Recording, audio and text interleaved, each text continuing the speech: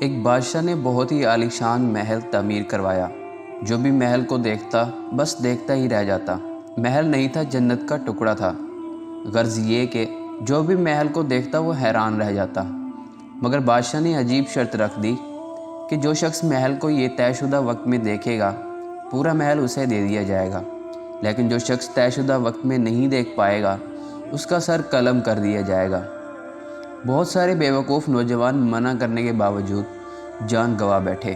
جو بھی محل میں جاتا پورا کیا آدھا محل بھی نہ دیکھ پاتا کہ وقت پورا ہو جاتا اور اپنی موت کا پیغام لے کر ہی آتا۔ اس بات کا چرچا بہت دور تک پہنچ گیا۔ ایک نوجوان دیہاتی کے کانوں تک بھی یہ خبر پہنچ گئی۔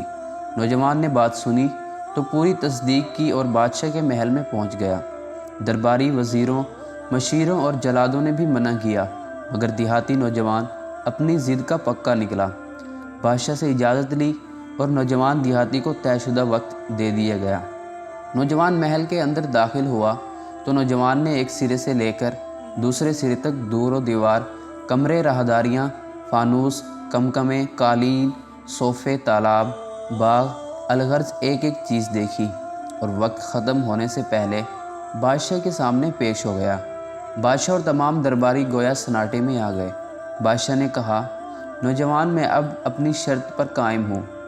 محل اب تیرا ہے، مگر یہ بات سمجھ نہیں آئی، وقت ختم ہونے سے پہلے طے شدہ وقت میں اتنا خوبصورت محل جس کے در و دیوار، کیاریاں، باغات، تالاب، کمرے، رہائشیں اتنی خوبصورت ہیں، تم سے پہلے جو گیا کوئی باغ میں پہنچ کر باغ کی خوبصورتی میں کھو گیا، کوئی کیاریاں، کوئی کمکمے اور کوئی دیواروں کے نقش و نگار میں کھو گیا اور جان گوا بیٹھا۔